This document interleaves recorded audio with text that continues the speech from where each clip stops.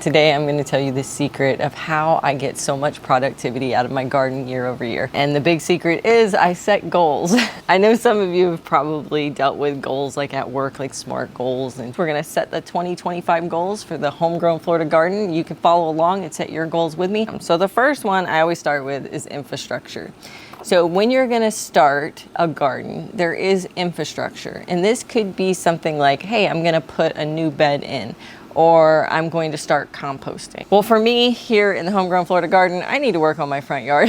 The next one I like to do is always one on vegetables. So you might have a goal in the vegetable department around maybe you want to grow a new type of plant, or maybe you want to grow a bunch of different varieties of one type of plant to see which one does the best. Or maybe like me, you want to grow a year's supply of something. Broccoli, green beans, corn, peas, and peanuts. Next one is fruits. For me, I'm very much into growing fruits. Right now, I'm growing probably about 70% of our vegetable needs.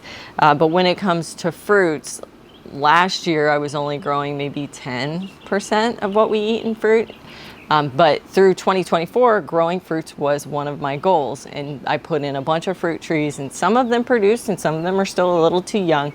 But I was able to increase my fruit production in 1 year to about, I think it's probably about somewhere between 30 and 40%. Of course, continue that goal of growing as much fruit as possible, but adding some fruit to the mix. So hopefully this year I'll get some bananas. The other one is figs. I'm hopeful to get some figs because, believe it or not, I've never actually eaten a fig in my life. And then I want to add a new plant, which is going to be star fruit.